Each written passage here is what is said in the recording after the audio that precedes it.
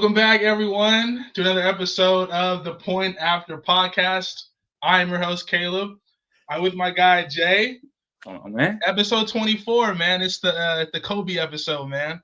Shout out Kobe. Rest in peace, Kobe. You know what I'm saying? Kobe episode, man. It's a long journey so far, and it's going to be a long journey ahead. We're going to, I don't know, we might reach like 500 episodes on this thing. We never know. Yes, sir. And in episode 24, we're going to talk about the Niners, the rise and the ruin of the 49ers. I cannot wait. Next topic, we'll be talking about A.J. Brown calling out Jalen Hurts. Is A.J. Brown being a diva? The Kirk Cousins fall off. Then we're going to talk about, do the Nuggets have a Jamal Murray problem? And lastly, to top it off, the Washington Wizards are a joke. What is going on over there? But to start the episode, I'm gonna let you talk your stuff, man. I brought out the black glasses today. It's a funeral for the Niners today. It kind of feels like. Take it away, my guy. According to Caleb, it's a funeral around here. But 49ers, man, the rise and now the ruin, unfortunately. So I think we all witnessed Thursday night football. Last night. I got an up close and good fair look at it with myself. Shout out my older brother. He was there. Shout out. It was a sight to see, Caleb. You know what? This made me realize something. He already laughing, man. This made me realize something. Now, I'm right, and I've been right about Kyle Shanahan all this time, including Deebo Samuel and including Brock Purdy. I done clocked all them boys. You feel me? You see, this is what I did. Kyle Shanahan can't do play con. You're shit. You put up, remind me, Caleb, how many points did this man put up against a Rams team that's not even in no way, shape of prime or ready for playoffs? Yet these drunk Niner fans just want to claim all the damn time that, playoffs are in sight. And this is, Caleb, I got a lot to get into. You know what? Let me break this down. I'm leaning back, buddy. First, Kyle Shanahan. Buddy, your time's up. It's a foregone conclusion at this point. I mean, what are you going to do in the next coming years, or what are you going to do in this draft so differently that you've done from previous years that's going to help this team next year? Because clearly, you don't got the locker room in place. Devondre Campbell's out here, quitting. What do you do, Caleb? He quit, right? That's fair to say. That is fair to say, correct? Okay, so we're having a quitter out here. That's good for team chemistry, right? And then Deebo fucking off at the mouth on Twitter. I'm not getting the ball enough. Then the community notes before the game wants to get on his ass. Tell him he has the most touches, I think, or some about the most drops. Just basically checks that, man. Deletes it. All right, Deebo, let's see what you got game day. All right, a bunch of bullshit and a drop that essentially cost the game in a way, right? And then Brock Purdy, man, I just say this time and time again, this man is not a franchise quarterback, a good guy. Great wife, he's gonna have a great life. He does the Toyota commercials. He's a great man or whatever, man. But when I say he's not an elite quarterback, this is what I mean. And I thought this was shown against Josh Allen. You know what I'm saying? The comparison was real clear there. If the Niner fans still want to pay this man. But, you could, Caleb, what I learned from this man is you got to look on the bright side of things here. And this team needs to tank. This team needs to tank right now. Shout out Dre Greenlaw. He looked great coming back. He did. This is my problem with him coming back, though. Why is he coming back when there's no need for him? No offense to Dre Greenlaw. No offense at all, because he should be getting paid, to be fair. This man came off a torn Achilles in February. He now has a knee injury. Why is that caused now? Because he's playing too fucking early. Like, why aren't you letting him sit out the rest of the year? Let him heal. Let him rehab. These dudes push it too much. And me and Caleb were talking about this episodes recently. This trading staff needs to be questioned. Coaching, training staff, whatever you want to call it, needs to be questioned. So, you know, a little bit of calmer One thing, and I wanted to add too, real quick, not cut you off. What about Hufanga? Why did they bring him back? Because Jair Brown can't tackle. That's why they brought him back. Because Jair Brown, and then you saw the deficiency of bringing Hufanga back. He can't catch a damn interception to save his fucking life. So, you know what Niners need to do? They need to tank for a really good pick. You know, hopefully this is one of Kyle Shanahan's hits. You know, he's kind of like 2 out of 7, I guess. That's unrealistic. I guess he's like 2 out of 5, 2 out of 6, something like that. But, you know, you tank for the first round pick. You get a veteran quarterback, or you draft a guy for insurance. Because I'm cool with keeping Brock Purdy now.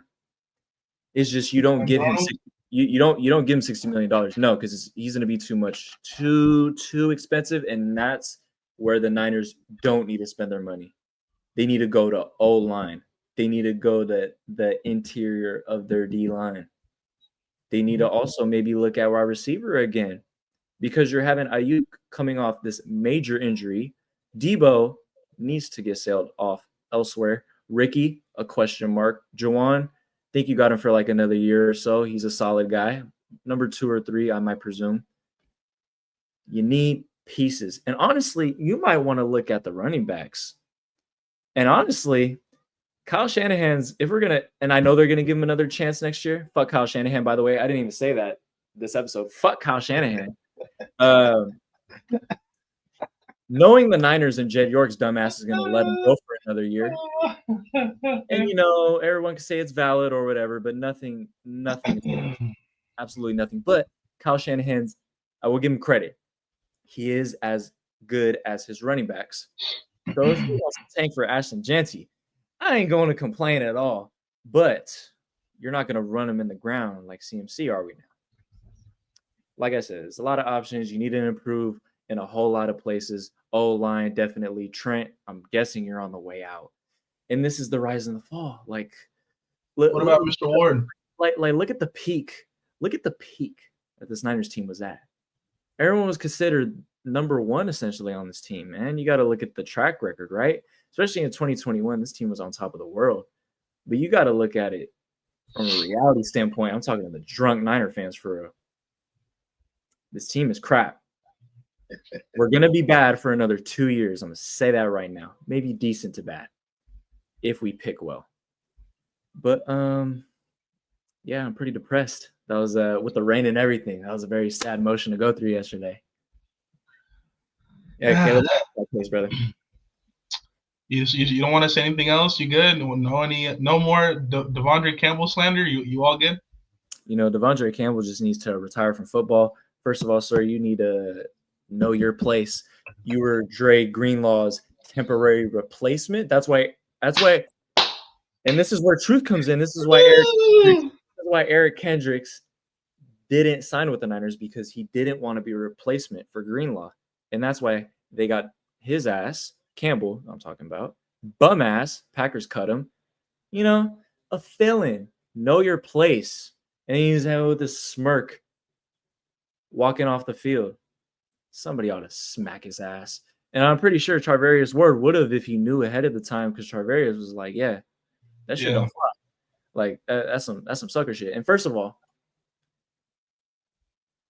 you don't want to play for that reason and you quit. Charvarius Ward lost his daughter and he's still playing. Ricky got shot, still playing.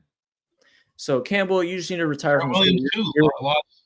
Lost their child at birth, and he's trying to rehab and get back. Exactly. So Devondre, you are a disgrace. And some old tweets popped up. You could go do all that shit with the modeling buddy. Fucking Fuck all that. Fuck Devondre Campbell. Fuck Kyle Shanahan. You know what I'm saying? This Niners team just needs to blow it all up. Blow it all up. Blow the Yeah. fence. So I tweeted out on the Point After Twitter. Everyone, please go give that a follow, by the way. Follow, huh? Yeah, go give it a follow. So I tweeted out the Niners, basically, the summary of their season.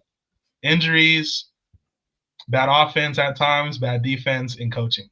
And this is what you get. And then lastly, to top it off with the cherry on top, you have a guy who quits and leaves in the third quarter. So it's quite pathetic, Caleb. In the third quarter. And it's another thing, too. It's like he was coming in for an injury because I believe Winters was hurt as well, but Greenlaw had to come off the field because of that knee injury. Stupid. He shouldn't have been playing anyway. But, you know, he was coming in on an injury. Like, you should know your place, sir. And you should have played for your teammate. But you quit. So you take that shit, go back home, retire. Ain't nobody gonna give a fuck about you for the rest of your career or life.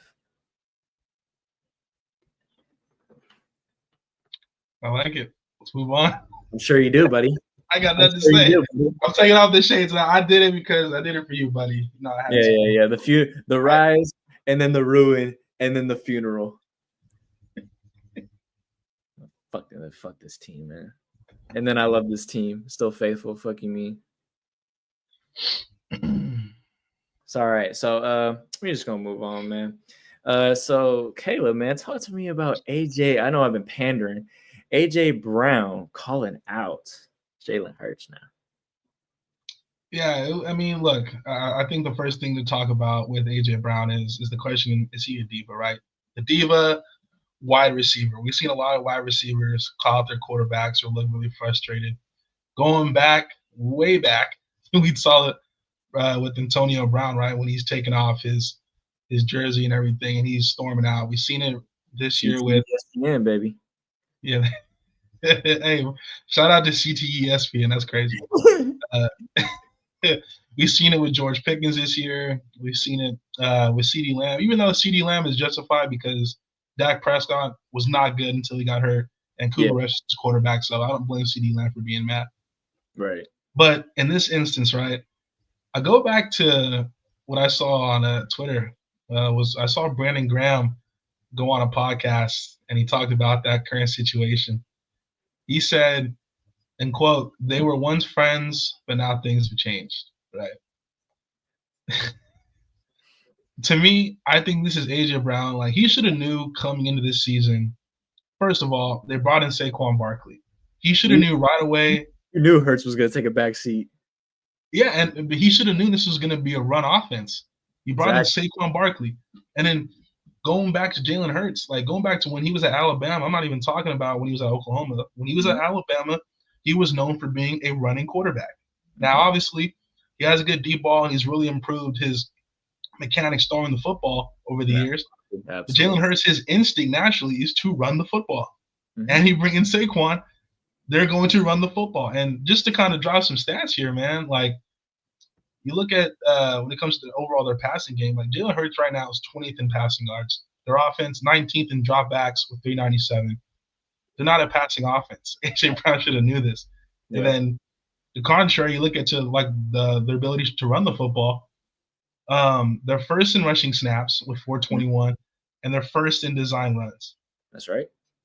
So I think AJ Brown has to suck it up and stop being a diva, or he has to request a trade from this team in the offseason, because this is how it's going to be. This is basically the Baltimore Ravens, but they're called the Philadelphia Eagles, the way they run their offense. Similar to Lamar and Derrick Henry, now it's Saquon and Jalen Hurts. So AJ Brown, I mean, hey, this is what you signed up for, buddy.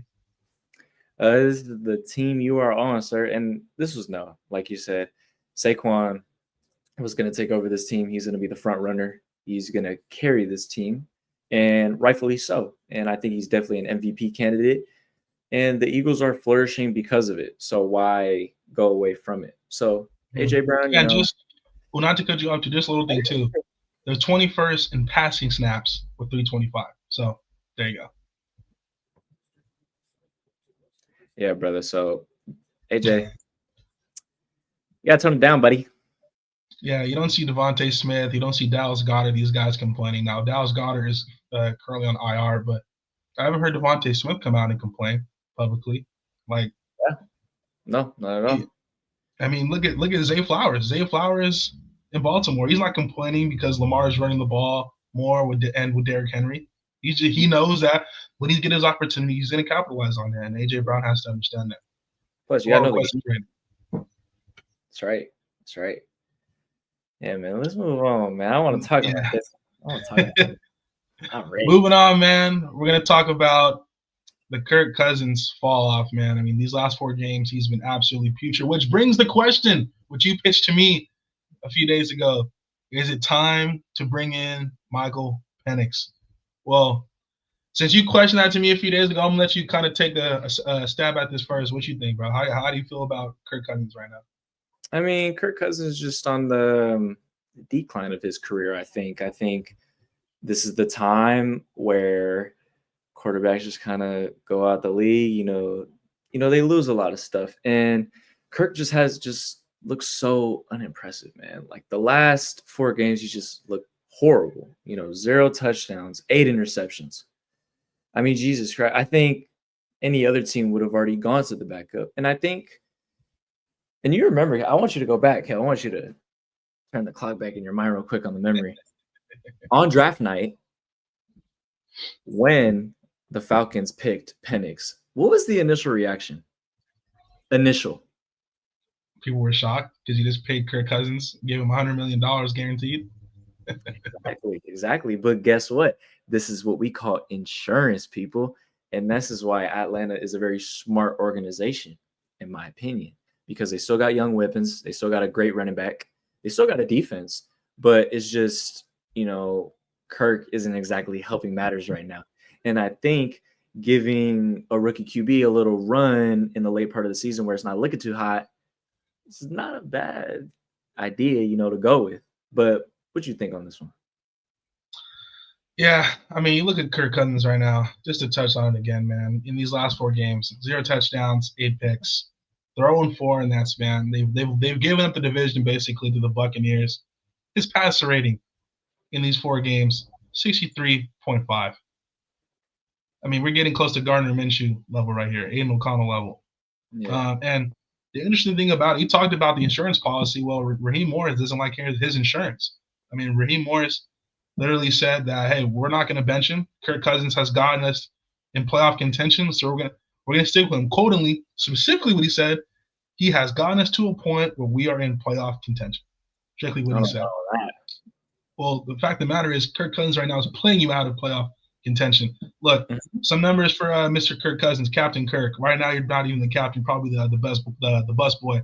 Look, big time throws right now. He has 12, which ranks 26 in the NFL. And another thing too, so average depth of target means a measure of how far downfield a player is targeted. So how many yards basically downfield he's targeted. It is only 7.46, which ranks 32nd in the NFL. That's terrible. It's not even terrible. We're looking at, terrible practice squad stuff. Yeah. I mean, let's be real. So I think definitely this game coming up. So playing the Raiders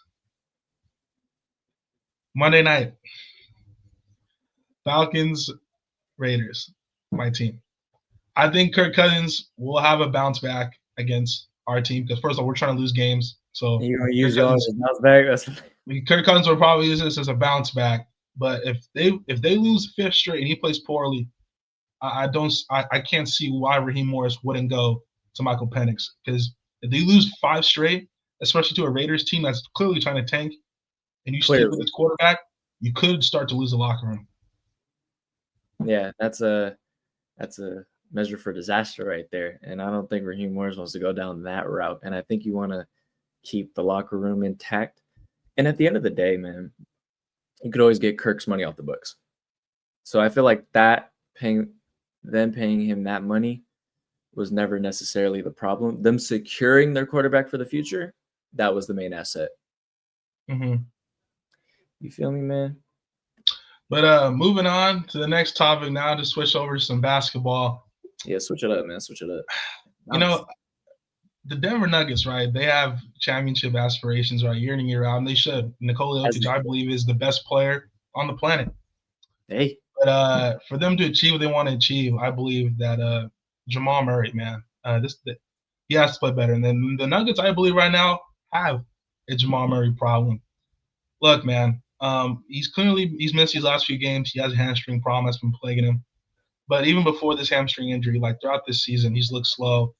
He's looked undecisive in his decision making. You know, he's a great mid-range shooter, getting to his spots, attacking the rim. He looks slow. Like he doesn't look as confident getting to his spots as he once did. And then overall, his scoring, like his average, is the lowest since his second year in the league. His 3-point percentage is the lowest it's been his entire career at 33.3%. And overall, when I just look at the Denver Nuggets, for them to get to want to go, like I said, they need playoff NBA Finals Jamal Murray. They can't have him be pretty good or decent. Right. I don't think they're good. I don't think they're good enough. They don't have as much depth as they had in year past.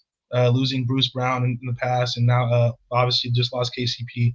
So they need Jamal Murray to be that superstar, and right now he hasn't. And let's say the Nuggets, don't reach a conference finals this year. They don't go make a deep playoff run. Mm-hmm. They might have to start shopping Jamal Murray around. They might just have to. But why do you think this is a problem? Like, what do you think it is exactly? Because when I look at the Nuggets, right, they don't have a consistent, like, second shot creator, a second playmaker. Like, Jokic can only do so much. He's carrying right now. Like, he's on an all-time crazy run. Westbrook has played really well recently, but Westbrook at this point, I think is best using him coming off the bench, commanding a second unit. I don't look at Westbrook right now on a championship team to be your starting point guard. I just don't think he's at that stage of his career anymore. You look at some of the guys like Christian Brown, athletic, plays hard, defense, but again, he's not someone who's going to create shots for others. Same thing with Peyton Watson, can defend, athletic, but he's not going to create for others. Aaron Gordon can score. Again, tough defense, but he's not going to create. The fact of the matter is, even Michael Porter, sniper, shooter, but he's not even put the ball on the floor to create for others as well. So Jamal Murray gives him someone who can play make off of Jokic. He's someone that can create his own shot for himself and the others. And that's a big thing because now if you had Westbrook 5 or 6 years ago, it's probably wouldn't be a conversation. But right now, Jamal Murray just hasn't consistently been that guy, and that's why the Nuggets play throughout the year has been like this. Their success hingely, yes, it's Jokic, but you know what you're going to get from Jokic pretty much game in and game out. He's going to be that guy. Rely on him all the time, though. Jamal Murray is the guy that takes them from being a good team to a championship team. We saw that a few years ago, and that's why they won the championship, because Jamal Murray was on an all-time run. He was on a crazy run, dude. I remember the amount of hype around Jamal Murray. But now you can see, like, it's teetered down to a point. Mm-hmm. Yeah, man. But, hopefully Jamal can get it together. Yeah. Hopefully the Nuggets can make a run. Because if not, I don't know if Jokic could carry this all by himself. Come on, Jamal. All right. All right, man. Let's move on to another basketball talk. Let's stick on the basketball and let's end the show on a basketball note rather than a football note like per usual. But this team is utterly terrible. The Wizards are a joke. Dog. Are they really a joke? Are they really a joke? I think they're the joke in itself. No, they stink, bro. They stink. Trash. Worst record in the league. Allowing the most points per game in the NBA. I mean, just torch the franchise at this point. Like I say with the 49ers, I mean, they just need to blow it all up. Not to bring it back to football. But, hey, credit to the Wizards, though, tonight, bro. They kept it close against the Cavs, but they did. But you talk about the Wizards being a joke. No doubt, they're an absolute joke. It's bad what's going down there in the nation's capital. Look, You talked about the record. You talk about their defense right now. Look, a few guys that are being shopped around and guys that I just want to name on this team. Look, Valanciunas, there's been trade rumors about him real recently. The Lakers are a team that's coming up right now. I mean, Valanciunas is a solid player, but for me, he's not a needle mover. Like, I don't know what this hype about Valanciunas. Like, he's the second coming of Will Chamberlain. Look, this guy is. I mean, he averages 13 points per game, 8 rebounds. He shoots 57% from the field. There's no doubt he's solid. He's a good player, but I mean, how much better would he make the Lakers? I mean, that's the team everyone's talking about. That's a wait and see with this team. But another name too for me that I want to bring up is why in the hell is Kyle Kuzma there? I mean, I've been saying this for the past few years. Kyle Kuzma, request a trade. Please get out of there. You're wasting your career. I know you're a fashion guy. I know you probably want to be close to the nation's capital and all that kind of stuff. Look good for the presidents and all that kind of shit. But bro, like, get out. Like him in Washington is just crazy, bro. The way his career went, man. And Kuzma's still a good player, bro. Like he's solid, bro. He really is. 100%. But the way it's going down, if you know, you know. LaMelo was right about that fool. If you know, you know. No, you know. Hey, bro, when him and Alonzo were teammates the rookie year, bro, that shit was hilarious, bro. Hilarious. Summer league stuff, that was crazy. Yeah. But another name too, Malcolm Brogdon. Like, why is he there? Malcolm Brogdon, I think, is a solid contributor on a championship team. He's someone who can make the open shot. He can defend at a pretty high level still, and he's someone who can create for himself and for others. Like, I think Malcolm Brogdon would be a useful piece on a championship team. Why is he there? Wizards need to move on these guys. But some of the younger guys that I do like that they should actually keep around is Corey Kispert. Corey Kispert is solid, someone who can shoot the three ball, can stretch the floor. I like Sarr, the rookie they just drafted. I think over time, as he develops and gets more and more comfortable with the NBA game, I think he's someone that they can potentially build around as well. Mm-hmm. And I really like this Koulibaly kid.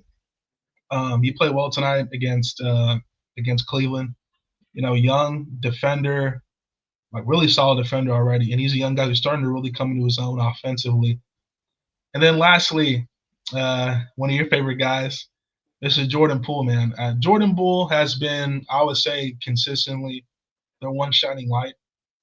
He's averaging 20 points per game, 5 assists, and I guess the efficiency, which going back to when he was with the Warriors, is still a concern. He is shooting under 45% from the field, but there's no doubt. I think you're starting to see Jordan Poole really develop into that all-star guard, and again, a piece like I talked about with Kispert and Koulibaly and Sarr, that a player that they can build around, and I think he's developing into one of the faces of that franchise. It's going to be interesting to see if he sticks around in a few years, because I mean, I'm sure Jordan Poole, you know, would want to go into a situation where he can actually compete. So we'll see how they look like in a few years with this team, and they continue to draft, because they need to tank. They need to get rid of these veteran guys they have, get draft pick, clear cap space, and go young on young, Oklahoma City style. So, shout out to Jordan Poole, man.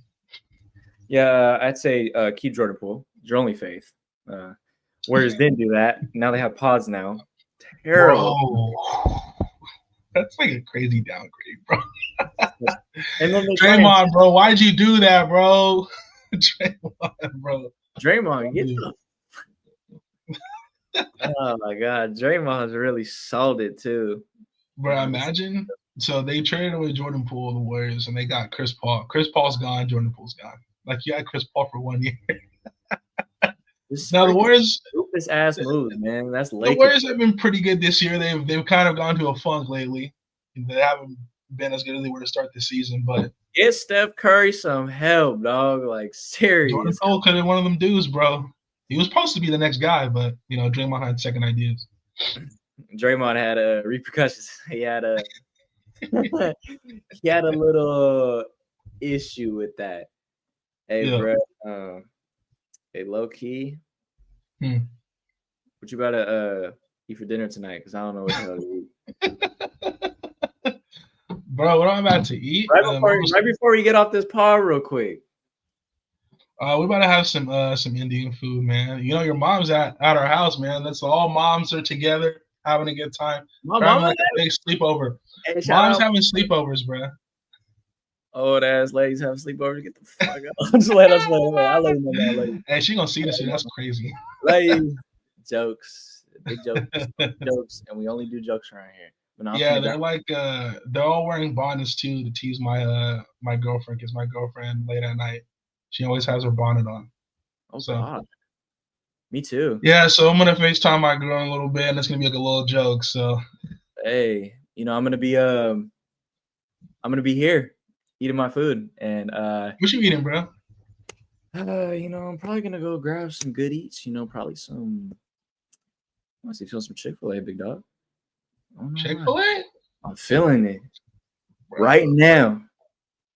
Hey, dude, bro, real talk. Hey, when I was in Charlotte, bro, there's this place called Bojangles, right? Mm-hmm. If you ever go to the Midwest or down south, look for a Bojangles, bro. It's Gas? Mm-hmm. Okay. It's real. Oh, it's real. Oh, it's really real. All right. Yeah, come on, man. I'm not no traveler like that, but you know, I get around. Yeah. But yeah, man, it's been a little eventful episode for y'all, man. A little Kobe episode. Rest in peace, Kobe. Shout out my boy Kobe. 2-4. Man. But y'all go ahead and Wow, follow us like this. per usual. That was crazy. I'm going to go like this, bro. I said, yeah. Friday night, bro. Friday night. But yeah, Friday the 13th. But it is Friday the 13th, though. It is. What do you mean by that, bro? You know, I might just watch some Jason Voorhees movies tonight. Type shit. So leave me alone. All right? Bro, those movies, bro. Hey, I'm going to say this. Hey, low key, what's your favorite scary movie, though, before we get off the spot? Favorite scary movie? Yeah, dog. You know, man, I love to do rankings, bro. I'm going to put 3. So, and not in any order. I gotta go Sinister. That movie is freaking wild, bro. Shit is actually that scary. Shit will give you. No, that is actually scary though. Actually, so yeah, Sinister. Solid pick. Crack my back. I would go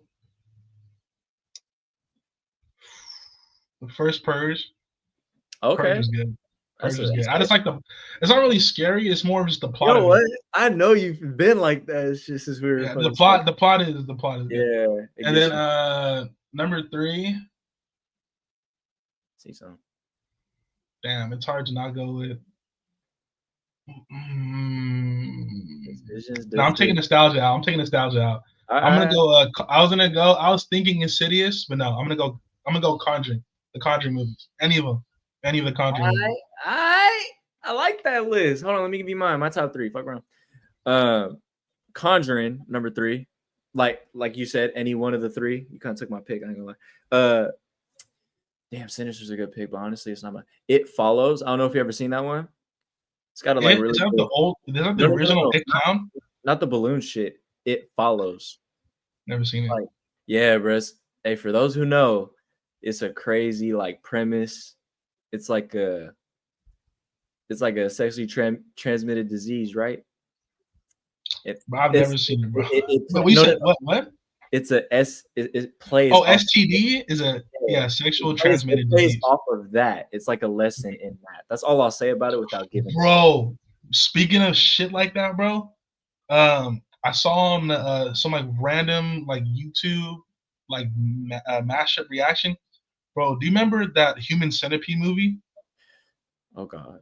Bro, that shit might be. That's not scary, bro. That's just fucking disturbing, bro. No, I was about to say, if anything is gross, I was like, if anything is nasty, that stuff is, bro. Whoever decided to make a film like that, bro, they gotta go get some help, bro. That's crazy. Nah, that's nasty though. But where is that? Oh, I said Conjuring 3. You said Conjuring and It Follows. One more. That's right, and It Follows, and then number 1 for me is Scream or Scream 2. Because that's what got me into horror. That's what got me into it, though. Scream isn't really. It's scary, but it's kind of just a good film. Oh yeah, that's why. It's a good film. All right. If I'm putting scary. Halloween. Fuck off. Halloween, stupid. Halloween, bro. Michael Myers.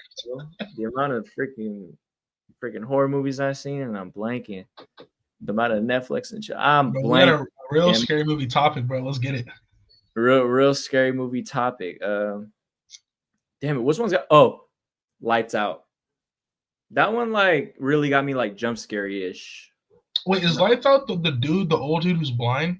No, that's what movie is that? That's Don't Breathe. Oh, Don't Breathe. Okay, yeah. That movie was actually that was a good Lights movie. Out is the girl in the shadow who can't go into light.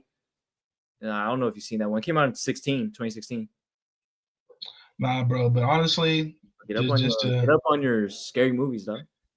The first scary movie that I remember that I watched, and it was with my guys back then when I was younger. Yeah. Remember the original, like the Paranormal Activity movies? Oh yeah, the Paranormal Activity movies, bro. Remember that movie Unfriended? Remember that movie? Bro, now Unfriended. That's a scary one, bro. I feel like That's crazy. Underrated. That's crazy. Underrated is it is underrated. It is low key. One that was corny though, bro, was Poltergeist. That shit was corny as hell. That was terrible. Poltergeist was crazy. Yeah. It part 2. It was good. But again, that's more of just the story. Like it's scary, but the story similar to Scream. Some of them are just like jump scares and a little bit of this and that. But a lot of them are good as films, to be honest. That's how I kind of like it. Yeah, I feel like I'm not watching a scary movie tonight, bro. I'm good. I'm gonna watch. Probably. So you can't do it without the girl, man. You can't do it without the girl, man. Yeah. Because that's just creeper vibe, yo. That's like lonely. You trying to scare yourself type shit. You know what I mean? Like none of that, brother. But well, that's gonna cap off the show. Bro, we had a whole ass scary movie segment. It's all right. Hey. But man, it's been me and your boy Caleb. Follow the socials, give a like and a subscribe for us. We're gonna bring y'all content more next week. See y'all next time. Peace.